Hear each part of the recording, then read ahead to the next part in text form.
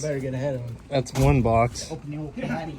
No, this little box right here, it's probably gonna help us go lots faster. John Dutton. If you thought old soap was fast before, this little box right here is gonna help out a lot. Yep. Okay, there's no way we're fitting everything. Oh, hush. We're gonna have bags. Hey, this right here is what's gonna make it. The hat. Sophie likes hats. She's gonna be the fastest thing on the track just by putting the hat on. Yeah. And that's mine. That's yours. Well, they're the same. They're the same. You carried your own stuff out Well, to I the handed vehicle. it to him thinking it was mine because she said it was mine. Oh. So I handed it to him.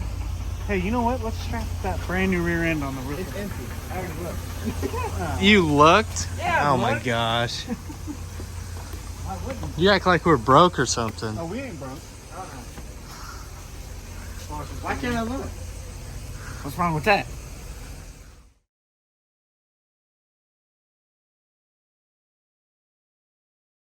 Who's water? I don't know. Not ours. The goodie box. Yeah. Ready? Believe it or not, over $4,000 in there. All right, then.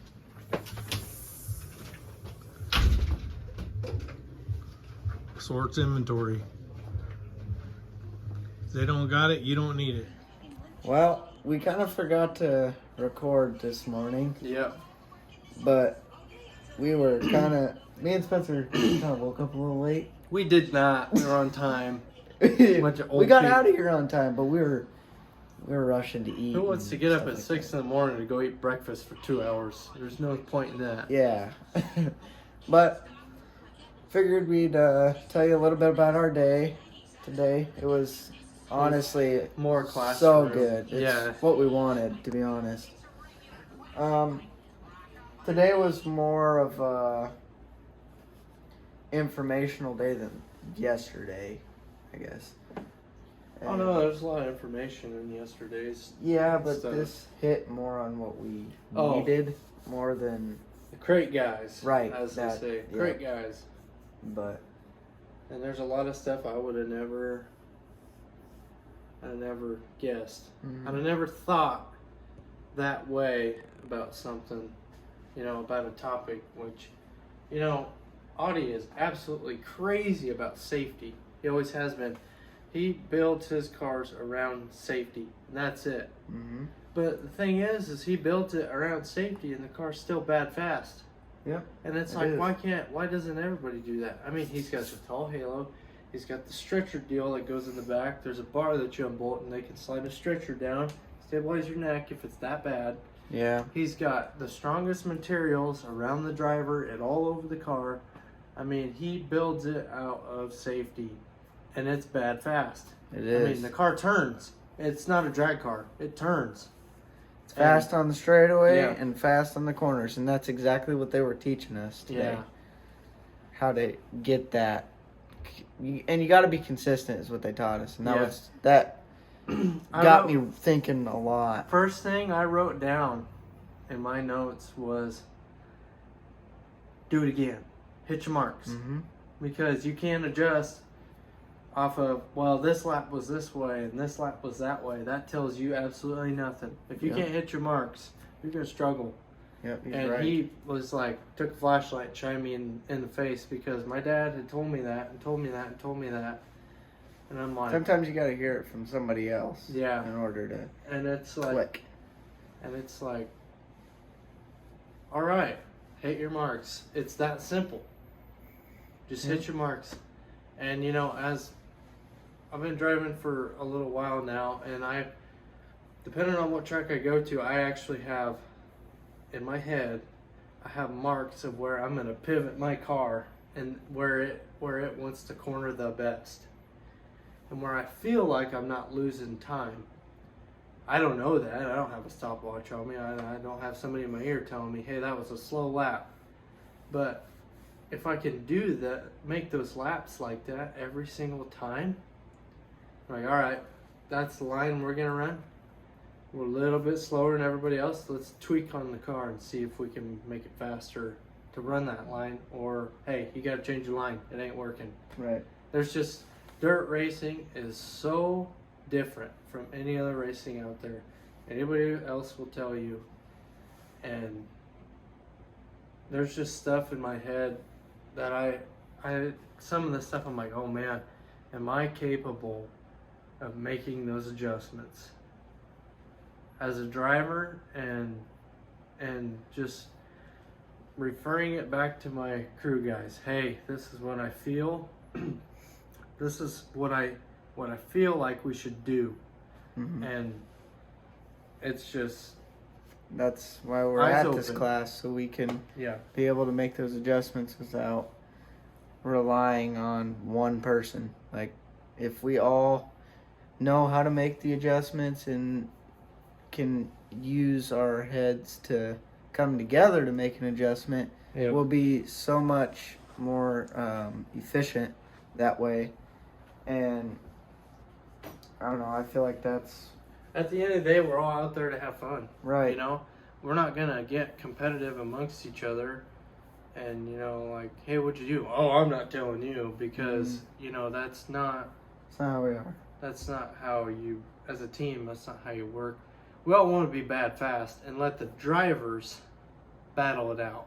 Mm-hmm. And no car is going to be exactly the same, but have it come down to the driving. Right. And that's kind of the way go-karts were for us back in the day. And it's like, well, you only got so many adjustments on these go-karts, and tire pressure was a big one. And they're like, all right, go wheel it. And that would tell you at the end of the night who was smoother, who hit their marks more. And it tell you everything you need to know. Maybe he was smoother with his foot. Who knows? Maybe he was trail braking. Mm-hmm. Which, in a go-kart, I'm sure you do, but I never did it. My arm's getting tired. We'll catch you guys tomorrow morning. Yeah.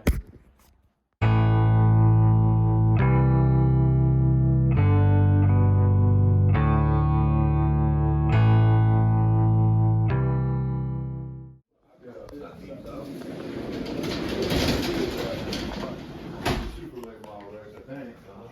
And took a picture of one car is completely.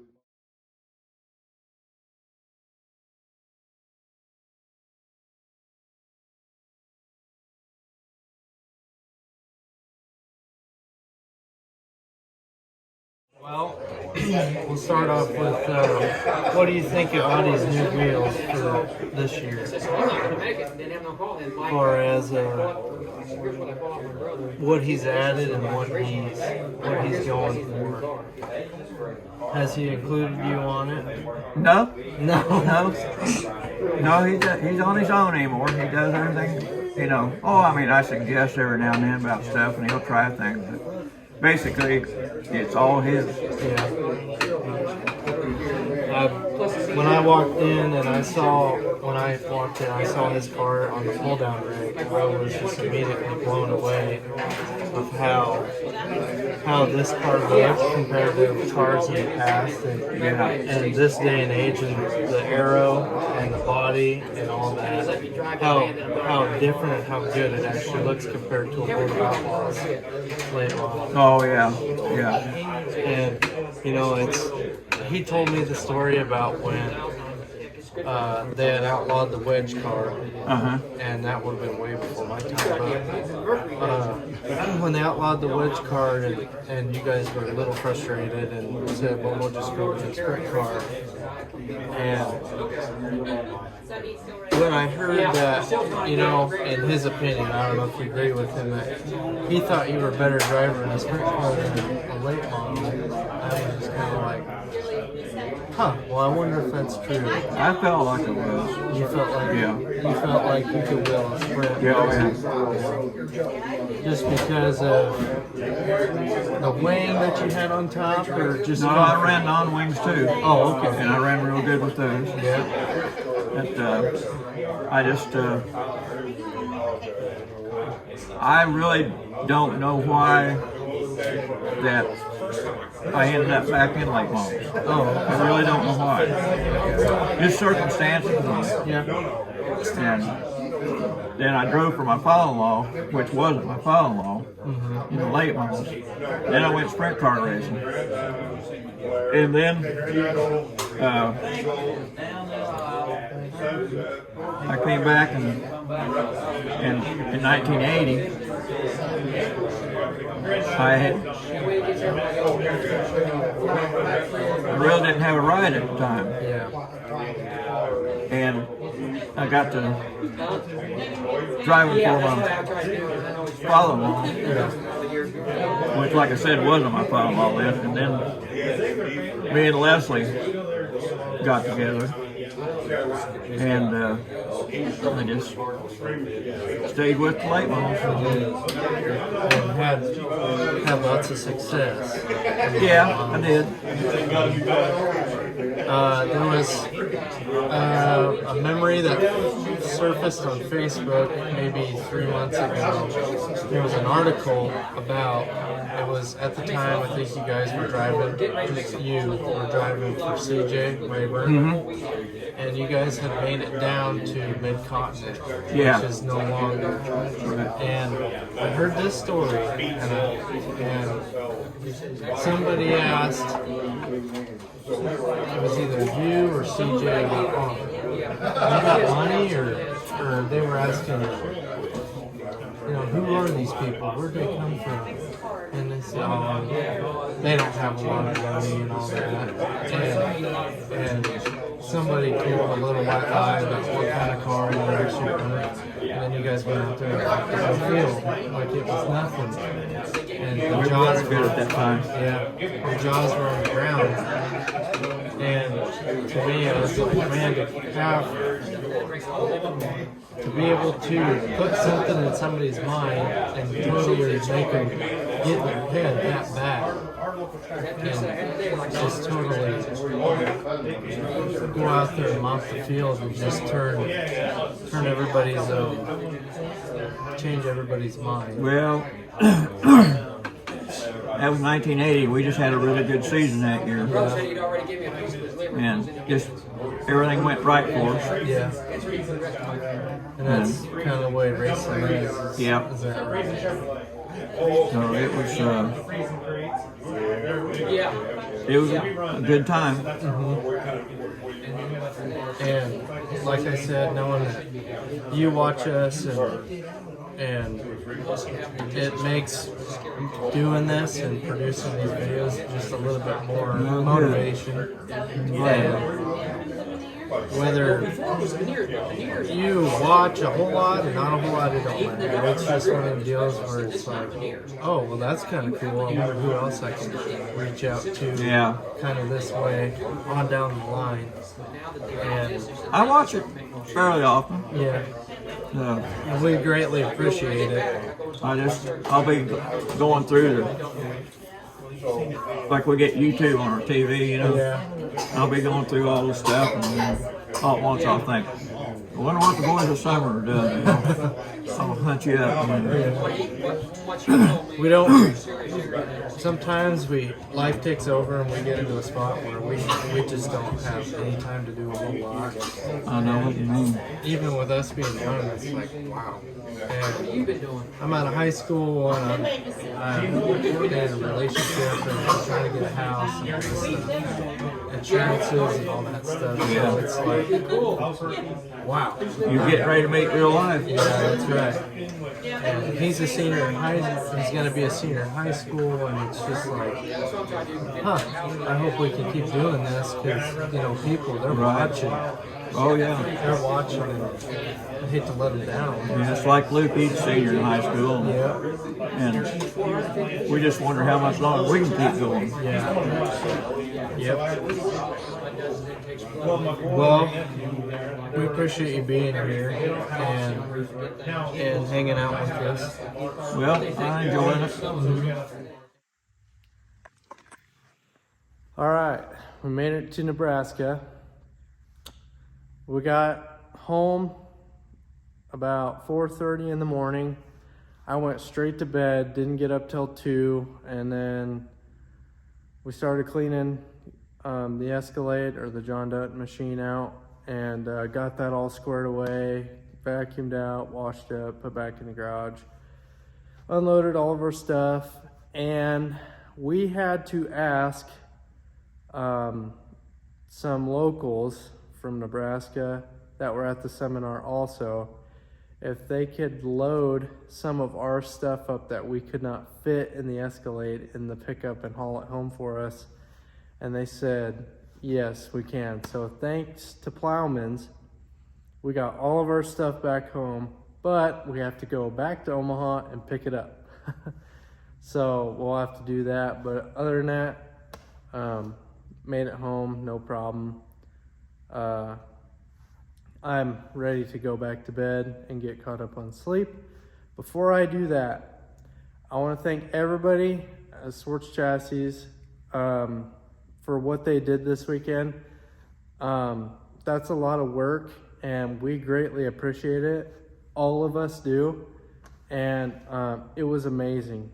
Did an amazing job. Food was great too. There was food there too. It was just a blast. Great weekend. Those guys did a lot for everybody at the seminar. We learned a lot, and we're just so ready to apply it to this season and see how we do, and can't wait. So that's gonna do it for this video for this weekend. Please like, comment, and subscribe. We're on Facebook and Instagram and TikTok. All you got to do is search up Boys of Summer Racing, find us, follow us, stay up to date what we're doing and whatnot. Yeah, to the next one.